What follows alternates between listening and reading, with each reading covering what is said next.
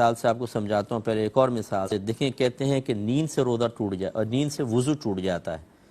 کیوں ٹوٹ جاتا ہے؟ نیند تو کوئی ایسی چیز نہیں ہے کہ وضو کو توڑ دے، لیکن مسئلہ یہ ہے کہ جب آدمی سوتا ہے نا تو استرخائے مفاصل ہوتا ہے. استرخاء مانے ڈھیلا ہو جانا، مفاصل مانے جوڑ.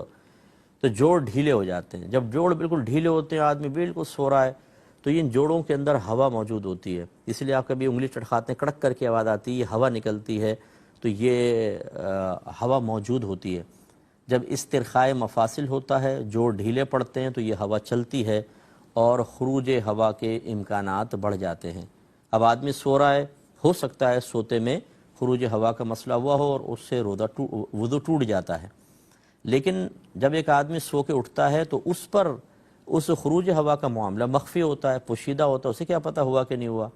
تو اس لیے چونکہ وہ مخفی علت اور سبب ہے، حقیقتاً تو اس سے وضو ٹوٹنا تھا، لیکن چونکہ وہ پوشیدہ ہے، مخفی ہے، اس لیے شریعت ظاہر پر حکم لگاتی ہے، یعنی نیند پر، کہ سو گئے تو وضو ٹوٹ جائے گا.